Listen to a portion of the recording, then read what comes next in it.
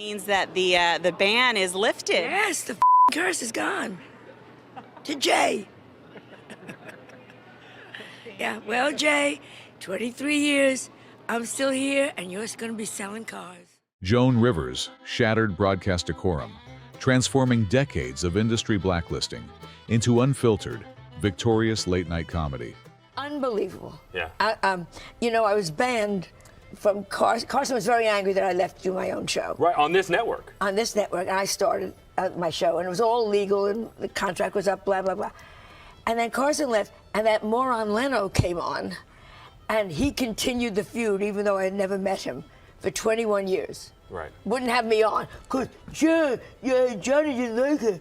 So the day he got the show, Jimmy Fallon called me, because everyone in the business knew, and he said, would you come on the first night? The comedy trailblazer refused to play polite, turning long-standing network grudges into sharp, hilarious televised roasts. What do you have there? You have a little something there? I have all my little props, and I have Edgar in here. What do you mean you have? This is your late husband? Yeah. What do you mean he's in there? I have his little ashes, a little bit of the ashes.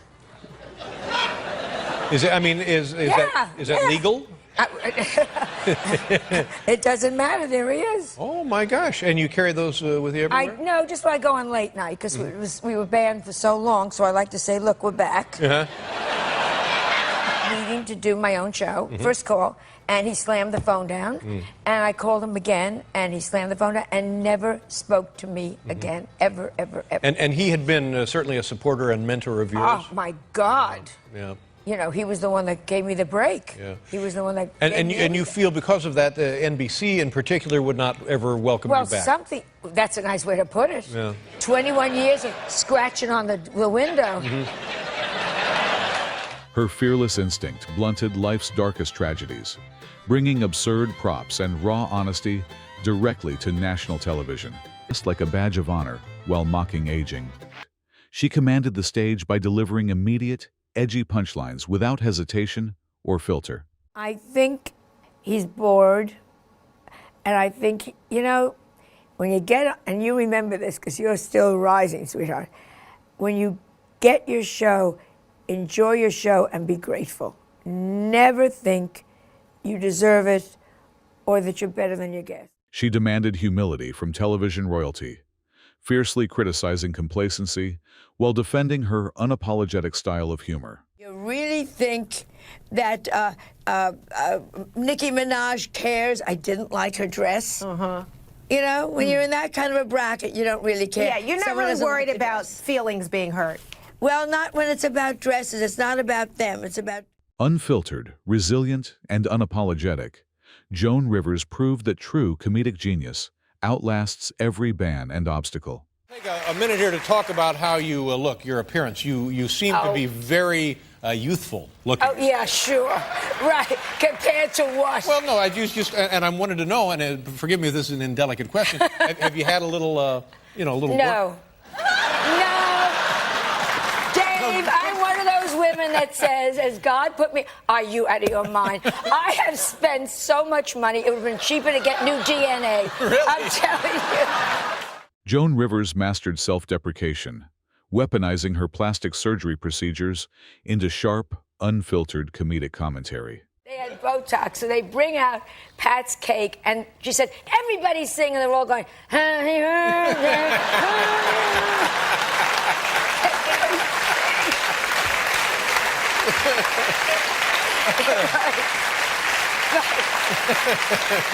They went to blow out the candles, and it was so... She stripped away Hollywood vanity by exposing the absurd, frozen reality of modern cosmetic enhancements. I always have like a little plastic surgery at the same time. So, well, you're out there. That's right. You got 4 days. Why not take slap a advantage bandage on, So, he's never seen me without a bandage. So, the other night, Melissa calls me. She said, it's so cute. They were watching Return of the Mummy, and he ran over to the TV and was going, Grandma, Grandma. Isn't that But the plastic surgery. Now, Yeah. did you, you don't look exactly like the Joan Rivers I used to know. No. But I I take that as a compliment. Yeah. No, I'm just scared when I die, I'll get to heaven and God won't recognize me. Her comedy converted personal physical transformations into outrageous family anecdotes that blurred fantasy. Oh, with the surgery, yes. Have you had enough? With razor-sharp timing, Rivers challenged traditional beauty standards by celebrating the absurdity of aging gracefully. Sense of humor first. They've got to have a sense of humor, first of all, because otherwise life gets a little grim. And Especially when you get undressed. Oh! You know, you're supposed to... Does laughing hurt you? I don't mean you. Does laughing hurt you when they laugh? Then that makes me... And in the dark they laugh. That's even worse. Jokes by feel. Her observational humor tackled intimate, vulnerable moments of aging, finding hilarity where others felt insecurity.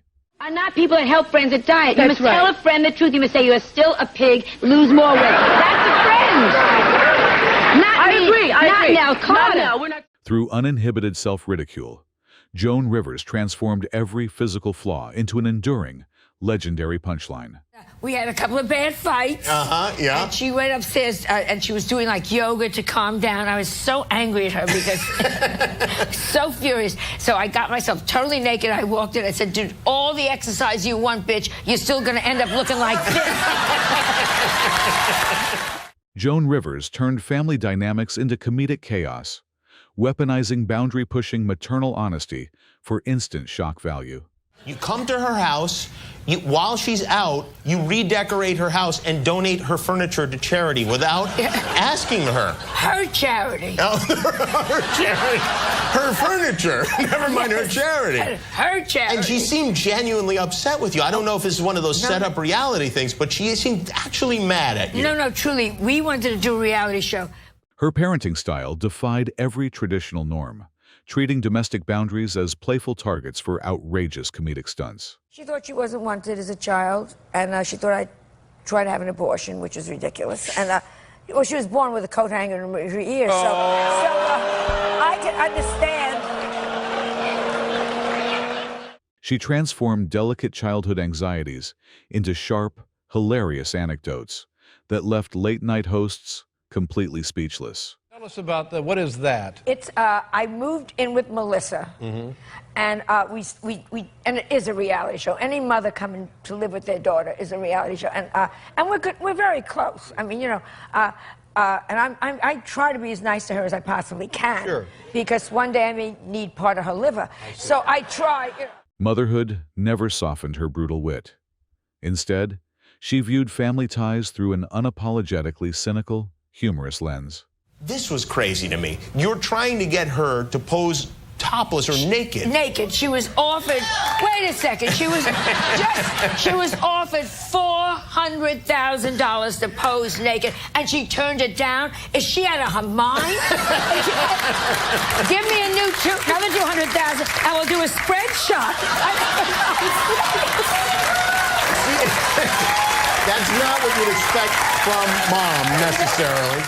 No taboo was off limits, as she brazenly commercialized family privacy for the sake of an unforgettable punchline. And Melissa's trying to fix me up, my daughter. Oh, well, that's good or not good? Well, Robert Blake, I don't know.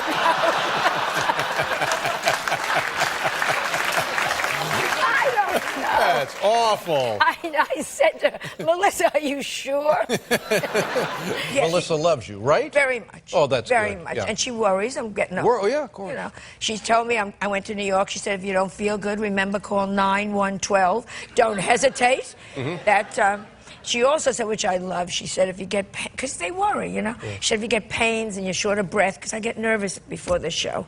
And she said, if you get pains and you're short of breath and you have terrible, you know, stuff coming up and down your arm, tingling and numbness, she said, that's good. It just means you're losing weight. Go for a run. She embraced the chaotic mother-daughter rivalry, turning personal friction into a masterclass of rapid-fire observational comedy.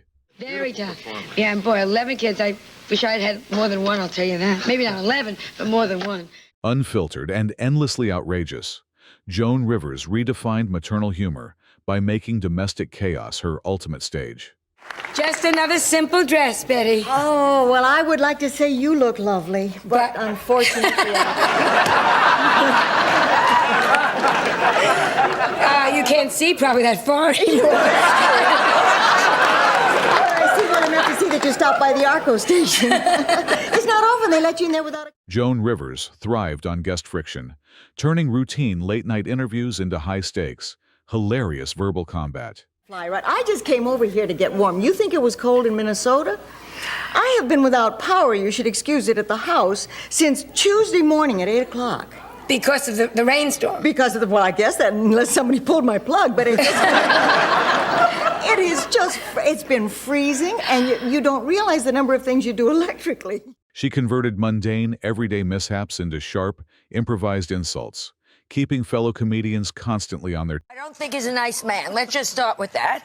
And he also hates Jews, and he hates women, he hates everybody. So let's not defend Mel Gibson. Let's move on to Prince Charles, who loves us all. Okay, who's defending Mel Gibson? Well, she said, let's give him a chance. No, I actually didn't say that. What'd you say? I said that he was a friend of mine, and I didn't think he was a racist, having spent a lot of time with him. Well, not one-on-one.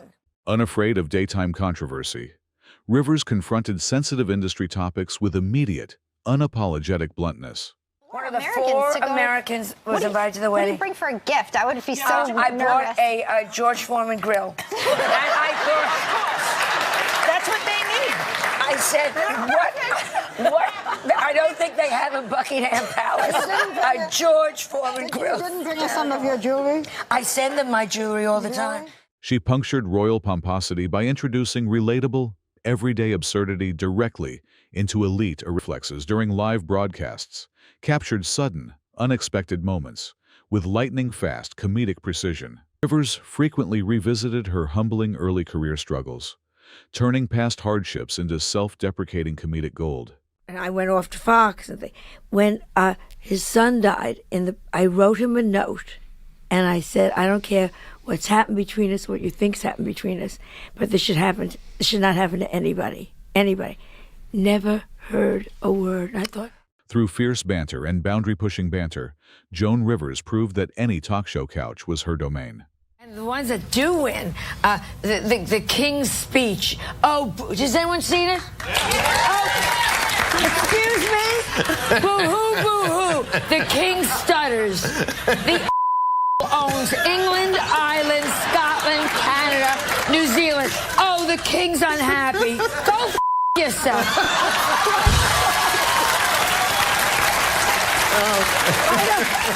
Jimmy Kimmel surrendered to hysterical laughter, caught completely off guard by her jaw-dropping take on royal prestige. Charles. But the point of this, by the way, has he ever seen your act? Does he know how vulgar you can be? Seen your whole act? I've done 3 command performances. But you're clean in the command box. No, Barbara. Same thing you do in the basement. Gloves, Barbara. Go for it. The daytime hosts stood stunned, caught between sheer professional panic and uncontrollable amusement at her. Her celebrity guests could only watch in awe, mesmerized by how effortlessly she shattered regal etiquette. She's not the best dresser in the world, but it's not... Society glamour of royalty, completely helpless against her relentless barrage of unfiltered punchlines. Barbara, in a spoonful of sperm, there are 48 calories, and if you're on Weight Watchers, 2 points. Really? 2 points! And this is what you discuss with His Royal Highness? No, I want to hear you discuss this with His Royal Highness. Yes, she discusses this with His Royal Highness. That could be used on the weekends as your bonus points. The entire panel recoiled in hilarious disbelief, leaving veteran broadcasters grasping for words as the audience erupted. But now tell me about this. Did it come right through the plane It's so fast. Mm-hmm. You just hear, and I say simultaneously, I don't know. Yeah. You hear, colors, colors, colors, colors. Yeah. And the first thing you think of, that's it. That's it. Yeah. And people were, excuse me, I mean, it was like... Surrounding hosts and guests could only marvel as Joan's boundary-breaking wit consistently reduced television royalty to helpless laughter. Done. Do it. That's all. Darlene, I don't know what your life has been like, but I have a lot of people who have gone through hell. And if you can make... Winston Churchill said, if you make someone laugh, you give them a little vacation. And maybe you take the worst thing in the world and make it funny. It's a vacation for a minute from horror. Yeah, and people love to laugh. I mean, clearly that's why people love you. But they also know that you have some shock value to you. I mean, you're on the cover of your book. You're wearing a fur, and you knew that there would probably be animal rights. Her philosophy on dark humor exposed how comedy serves as an indispensable emotional relief during life's worst crises. I made people laugh for 50 years. I am put on earth to make people laugh. My book is funny. I wear fur that was killed 15 years ago. I work for animal rights. My bad, not good enough.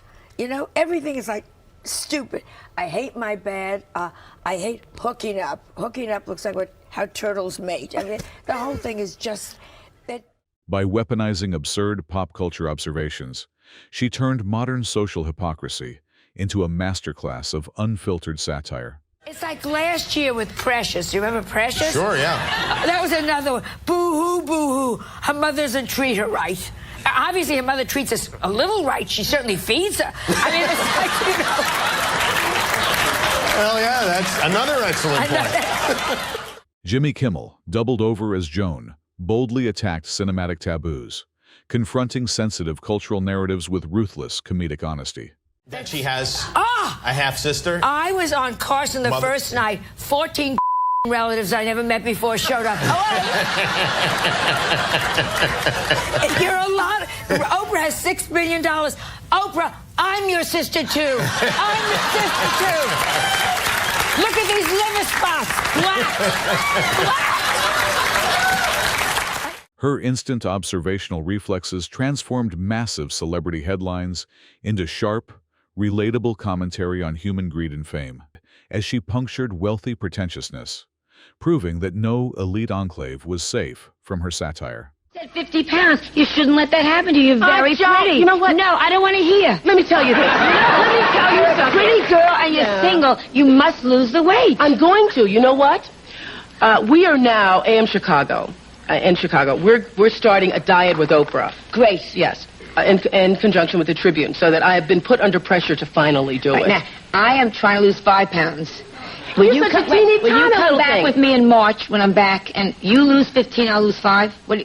Unflinching and unapologetic, Joan Rivers proved that comedy's highest calling is telling the uncomfortable truths everyone else fears. Tell me about your experience on Jimmy Fallon last night. It was great. I felt like Dalton Trumbo because I was back. And it was so much fun. And backstage, my God, Mariah Carey and Joe Namath and Will Smith and Robert De Niro and the Kardashians. It was amazing. It was amazing.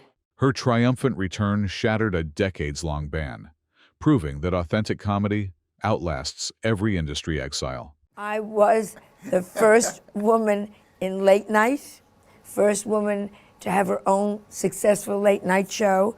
And I'm not mentioning names, but I'm very angry about that. Why is that so important? And because it was right after I'd done the break and I'd been fired. Eddie committed suicide. My career was in the toilet.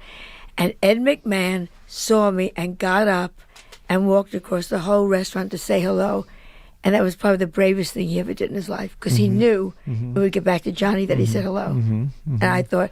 That's when we split, in effect. It was too much for him. He wanted the company shut down. Of course, I didn't. So they were shut down and I left. And it was a 3-minute ending, and we never really spoke again. Behind the fierce late-night rivalries lay quiet acts of loyalty that revealed her profound impact on comedy history. How have you kept from that happening to you? Because I'm always being fired. I'm always being... I've never had a show that really... I was always in 13-week increments. No one ever gave me a contract for 5 years, ever in my whole career. Now with Fashion Police, they've given me a year on E. And I said to Melissa, I got a year's contract. This is amazing. Rejection only fueled her work ethic, turning constant career uncertainty into a relentless drive for comedic perfection. bad grammar. You might be the hardest working woman in Hollywood. You I are hope. on a reality TV show. You host another show on E, Fashion Police, obviously. Fashion Police. You've written a dozen books or so, or more at this point. I saw your documentary, by the way, with my wife. We loved Thank it. you. It was hysterical. A piece of work. Age never dimmed her formidable hustle, keeping her iconically sharp and active until her very career. Learn That's from nature. nice. And, It's he beautiful. lives this way. He lives grows organically. Totally. How did you meet Chuck? I met him. We paint. We go off in a little painting thing, and he gave a Little prize for the painting best thing. children's painting. It was mine. And Joan, I don't. that's how I met him. I don't want to offend you. It's just kind of hard to picture you and Prince Charles being friends. He's so Prince-like and rigid. And she's I mean, wonderful. what is it like when you guys hang out together, you and Prince Charles? He's adorable and warm and charming, and he, you know the expression, gets it. You know, I just adore him. And he's funny. He doesn't make the joke. Her immortal legacy proves that fearless laughter remains the ultimate bridge connecting people across all walks of life. From breaking late-night barriers to challenging Hollywood royalty, Joan Rivers transformed raw tragedy into timeless, uninhibited comedic gold. Which iconic Joan Rivers moment made you laugh the hardest? Let us know in the comments below. Don't forget to hit like and subscribe for more deep dives into comedy legends.